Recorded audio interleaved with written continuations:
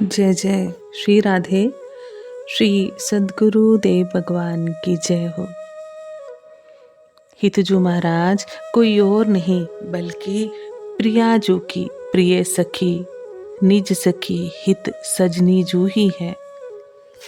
ये जब निकुंज में प्रियतम को रिझाने के लिए सखियों द्वारा बजाए गए विविध वाद्य यंत्रों की ध्वनि के साथ सुधंग नृत्य की गति से नाचती हैं, तो प्रिया प्रियतम रीझ कर अपने वस्त्र, आभूषण, माला एवं पान की बीरी देते हैं।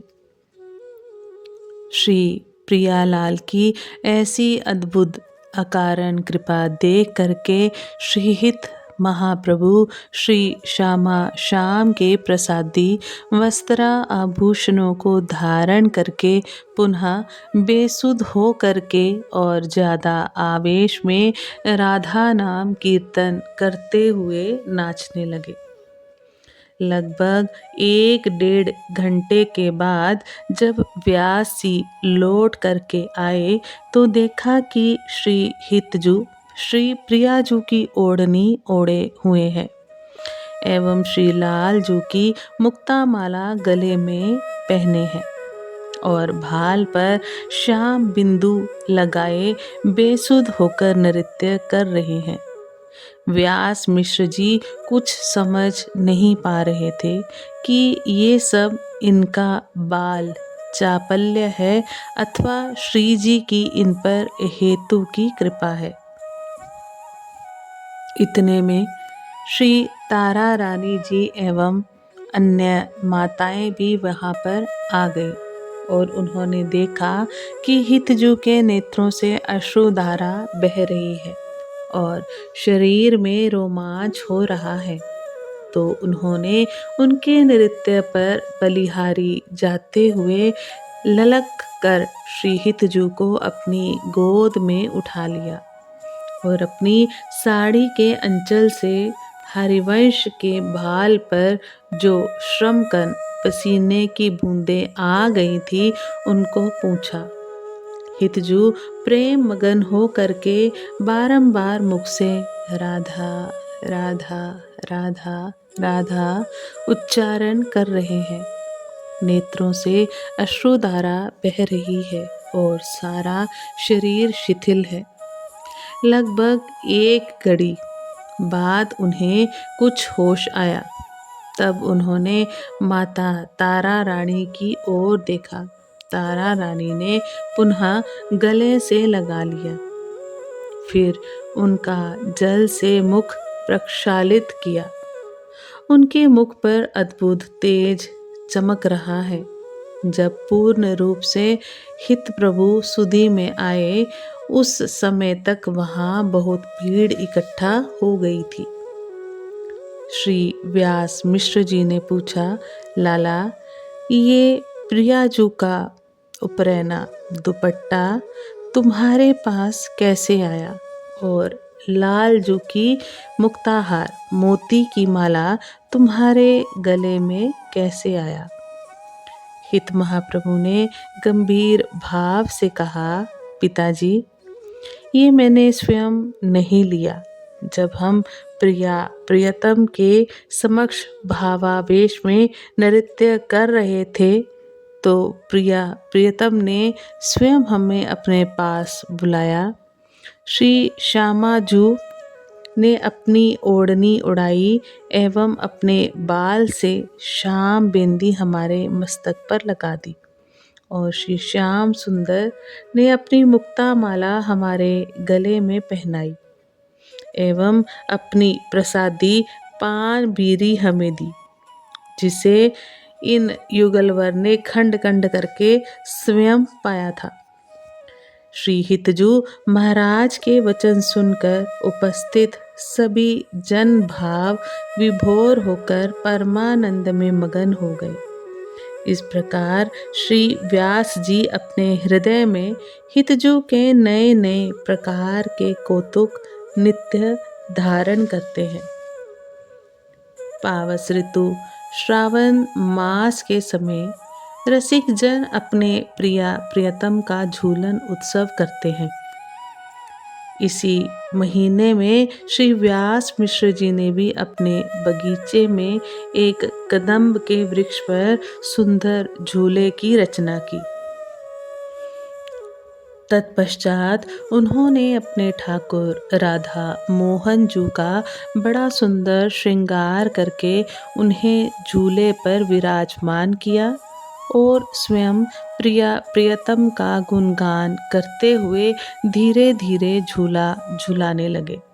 इतने में श्री व्यास जी को स्मरण आया कि हमें भोग तैयार करने जाना है, अतः उन्होंने हितजू को बुलाकर कहा, हम प्रियतम के भोग की तैयारी के लिए जा रहे हैं, तब तक तुम प्रियतम को झूला झुलाओ।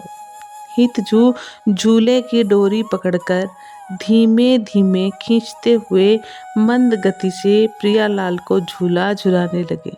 श्री युगल सरकार आनंदित होकर झूल रहे हैं। श्री व्यास मिश्र जी के वहाँ से जाते ही श्री राधा मोहन जी नित्य महाप्रभु के समक्ष साक्षात प्रकट होकर झूलने लगे। वे परस्पर एक दूसरे के मुखचंद्र की ओर दृष्टि लगाए मुस्कुरा रहे हैं। बाल हरिवंश के रूप में साक्षात हित सजनीजू श्री प्रियतम को झूला झुला रही हैं, अतः श्री युगल के हृदय में उल्लास बढ़ता जा रहा है। श्री प्रियालाल उमंग में भरकर खड़े होकर झूले की स्वयं पैंग बढ़ाने लगे, यानी स्वयं झूलने लगे और बड़े बड़े जोटा लेने लगे। जैसे जैसे पैंग बढ़ती है, प्यारी जू पुलक पुलक कर लाल जू के हृदय से लग जाती है। इस प्रकार से जब झूले की गति तीव्र हुई तो हितजू के हाथ से झूले की डोरी छूट गई। हित प्रभु सम्मुख खड़े होकर के युगल किशोर सरकार की झूलन झांकी की अद्भुत शोभा के दर्शन करने लगे।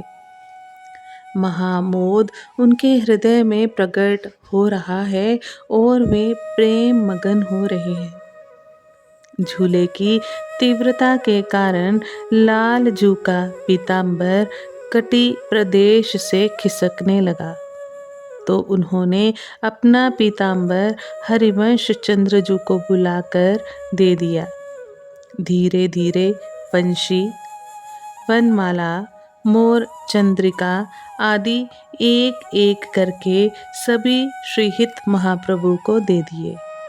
ठीक इसी प्रकार से श्री जी ने अपना नीलांबर एवं आभूषण भी हितजू को दे दिए। जब तक श्री व्यास मिश्र जी भोग अमनिया करके आए, तब तक स्वयंमेव झूले की गति मंद हो गई थी एवं श्री प्रियतम पूर्ववत श्री विग्रह रूप से झूले पर विराजमान हो गए। श्री व्यास मिश्र जी ने देखा कि बालक हरिवंश अपने बाएं हाथ में युगल के वस्त्र आभूषण लिए हुए प्रेम मगन होकर मंद मंद गति से झूला रहे हैं। उनको ये देखकर बड़ा आश्चर्य हुआ कि हरिवंश का ये कौन सा नया कौतुक है। ये प्रियालाल के सारे वस्त्र आभूषण सब उतार कर अपने हाथ में क्यों लिए हुए हैं। अतः श्री व्यास मिश्र जी ने उनसे पूछा, लाला, हमने तुम्हें झुलाने के लिए कहा था, तुम उनकी सारी पोशाक उतारकर अपने हाथ में क्यों लिए हुए हो। बालक हरिवंश ने नम्रता पूर्वक कहा, पिताजी, आपके जाने के बाद प्रियतम प्रकट होकर जोर जोर से स्वयं झूलने लगे एवं उनके वस्त्राभूषण जब खिसकने लगे तो उन्होंने ही ये सब वस्त्राभूषण उतार कर हमें दे दिए, मैंने स्वयं नहीं लिए। श्री व्यास मिश्र जी ने श्री प्रियतम की ओर देखा तो उनके श्रीमुख पर अब भी पसीने की कुछ बूंदें झलक रही थी और श्री हितजू के भी प्रेम में अश्रु टपक रहे थे, शरीर में रोमांच हो रहा था। श्री व्यास मिश्र जी ये देखकर समझ गए कि ये तो इतने प्रेम में डूबे हुए हैं, साक्षात प्रिया लाल ने ही इनको ये सब दिए हैं। श्री व्यास मिश्र जी ने अपने वस्त्र से बालक हरिवंश के आंसू पोंछकर उन्हें हृदय से लगा लिया। हित महाप्रभु की कौतुकता एवं सुंदरता का वर्णन नहीं किया जा सकता। उनके ऐसे बहुत सारे अद्भुत चरित्र हैं जिनकी गणना नहीं की जा सकती। नित्य निकुंज में भी युगल के तत्सुख भाव में पगी सखियां श्री प्रियतम को सुख प्रदान करने के लिए बड़े सुंदर हिंडोल की रचना करती हैं।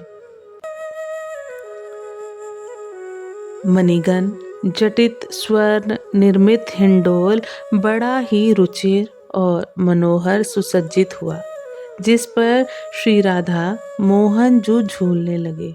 उनकी झूलन सखियों को बड़ी भाई, जिसे देखकर देखते रहना ही प्रिय लगा। झूलते हुए नव दंपति की अंग कांति, भूषणों की चमक और नील पीत वस्त्र आंचलों की फहरानी एक से एक विलक्षण थी। सखियां तो पलकें गिराना भूलकर अपलक नेत्रों से युगल छवि को देखती ही रह गई। प्रेमावेग से उनके नेत्र सजल हो गए। दंपति के मुख सहज चंद्र हैं और सखियों के नेत्र चकोर है, जो एकटक रूप का अवलोकन करते रहते हैं। आज हम वाणी को यही विश्राम देते हैं।